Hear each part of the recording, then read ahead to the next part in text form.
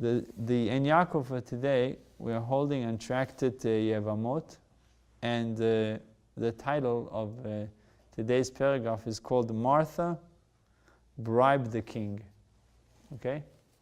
Martha bribed the king. We learned in the Mishnah, in Yaakov.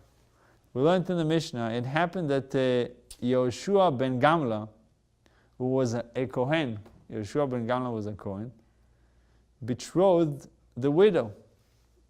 And the widow's name was Martha. So he's married, a Kohen is allowed to get engaged and get married to a widow. He's not allowed to get married to a divorcee, right? You're talking about a Kohen Gadol? Regular Kohen. Kohen Gadol is a problem. But regular Kohen is allowed to marry a widow. So he betrothed, Yoshua ben Gamla betrothed the widow Martha. And she was the daughter of Baitos. And was appointed by the king as a Kohen Gadol.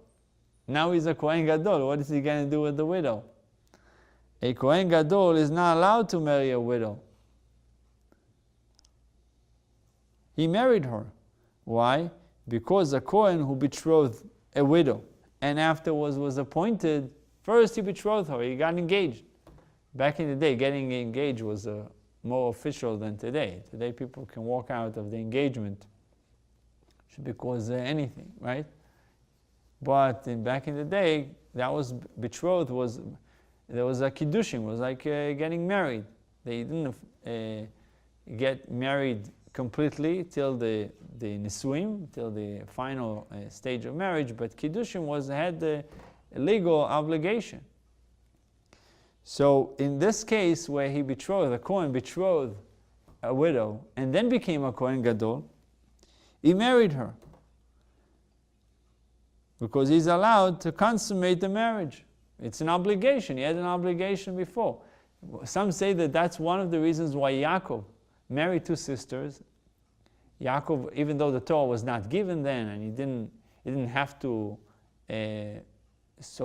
quote unquote, follow the ways of the Torah, but since Yaakov made a commitment to Rachel, and he was deceived by Lavan, he was deceived by him, and he married Leah, not knowing that it's Leah. So now he made a commitment to Rachel, so he had to marry Rachel. Making a commitment back in the day was something that was already part of their day-to-day's life. They had to follow the. If you made an agreement, you made an agreement with someone, and you had to follow it. They're not sisters anymore. If they're convert, they're officially they're not really sisters. Rachel and Leah. Yeah, if they convert. But those days they didn't have per se. They had something. They had some type of actual. The reason why to begin with Yitzchak sent his son to marry Rachel is because that they were known not to go in. These girls were tzaddikim. They didn't follow the ways of their father or their brother. But the reason that I heard was that he made the Rabbi says it in a sikha that the commitment was stronger than a potential that a future Torah law.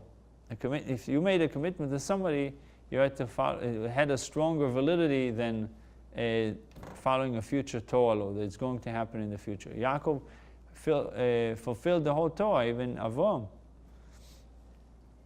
But over here, the Kohen Gadol, he became Kohen Gadol afterwards. So since he made a commitment, he's allowed to consummate the marriage. So the Gemara notes, Rabbi Yoshua ben Gamla was appointed as a Kohen Gadol by the king.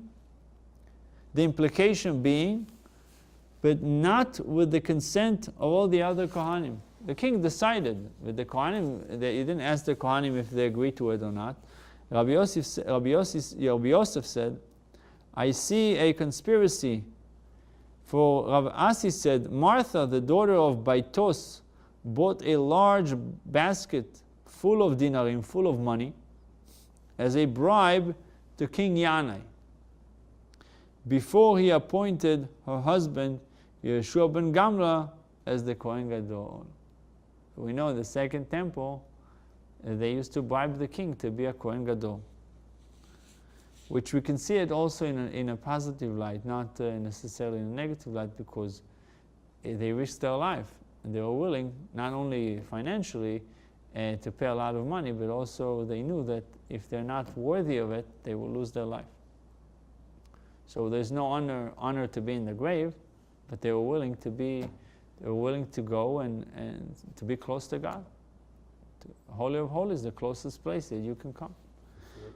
Yeah, it was a self-sacrifice. So Nachman said in the name of Shmuel, although a man may have many children and has fulfilled the command of be fruitful and multiply, the Gemara argues if two kids if you have a boy and a girl, if you have to have 2 boys and 2 girls to fulfill the mitzvah of be fruitful and multiply, he should not remain without a wife. A guy said, I'm marrying for the mitzvah. I have kids. Tell the wife, see you later. He's not allowed to stay without a wife. A person should be married. Should get married. It is not good for a man to be alone. Right? That's the only thing that it says in the Torah. After creation, it says, Vayar Hashem, God created the firmament, He created the heavens, He created everything He created. It says, Vayar ki tov meod. It's a very good. The one thing Hashem says, lo tov, not good. He said, not good for man, for Adam to be by himself. Lo tov eyot ha'adam levado. It's not good for Adam to be by himself. So even though a person already got married and he has children, he should stay married. He should stay together. Bruchim Tiu.